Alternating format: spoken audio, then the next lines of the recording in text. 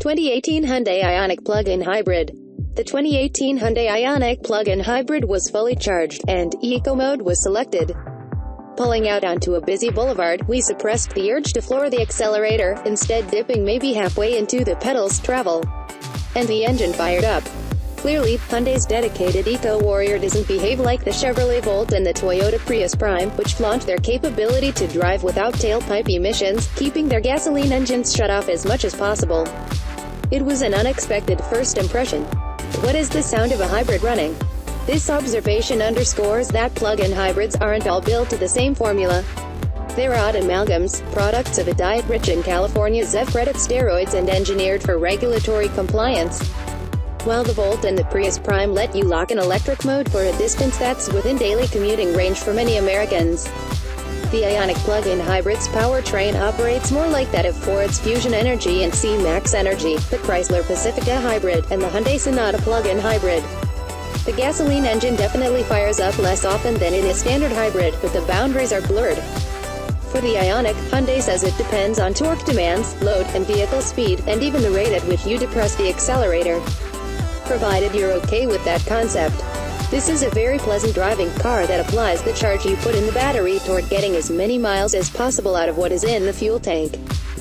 Just as in the Hyundai Ioniq Hybrid, the plug-in has a 104 HP 1.6-liter Atkinson cycle inline-4 that claims 40% thermal efficiency. There's a lightweight, low-friction 6-speed dual-clutch automatic gearbox, with an electric motor affixed to the transmission's input and a computer-controlled clutch bringing the engine into or out of the mix.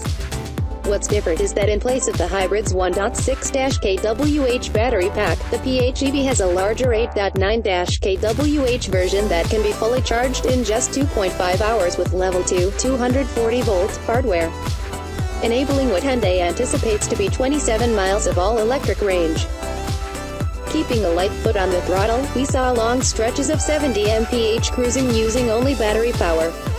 A 60 HP electric motor replaces the hybrid's 43 HP unit to enable that wider band of electric operation.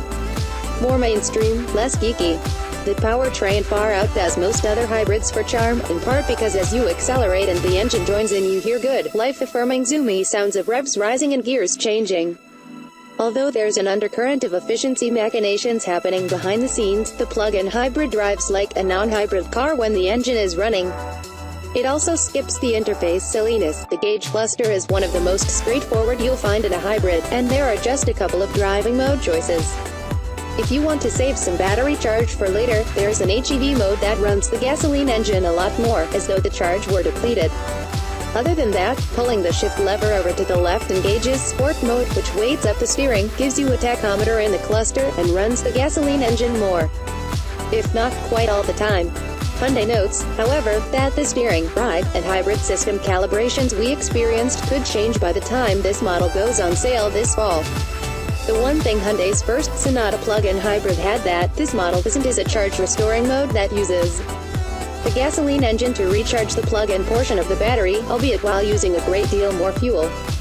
Such modes rarely make sense from an efficiency standpoint, and according to Mike O'Brien, Hyundai's U.S. Vice President of Corporate and Product Planning, the automaker found that very few people were using that mode, or perhaps even knew it existed, so Hyundai opted to skip it here. Thankfully, Hyundai also adopted a less is more philosophy with regard to the exterior styling, in stark contrast to the Prius's Mr. Roboto sheet metal. The Ioniq reaps the aerodynamic advantages of the familiar teardrop, cam-back profile common to all the efficiency champs. And while it manages an impressive 0.24 coefficient of drag, aided by grille shutters and underbody aero smoothing, it couldn't look more different from the Prius. The Ioniq plug-in hybrid benefits from being built on a dedicated eco-vehicle platform, with an aluminum hood, liftgate, and suspension components, plus packaging that keeps seating and cargo space for the most part from being compromised in order to fit both the battery pack and an 11.4-gallon fuel tank. Inside the Ioniq plug-in, the impression is one of benign normalcy. One could just as easily be in an Elantra. The front seats are a little short, and rear headroom can feel scarce for taller folks, but Hyundai has pulled off normal back seat accommodations. Without either the Prius Prime's repositioned two-passenger rear seating or the Volt's tight middle position. Like the Ioniq Electric, the plug-in likely will come with standard heated seats and, through Blue-Link telematics, the capability for climate preconditioning, items that can lessen dependence on the traditional climate control system, thereby increasing range. As with many green cars, the buyer of the Ioniq plug-in will want to make sure the car's reality is in alignment with their expectations.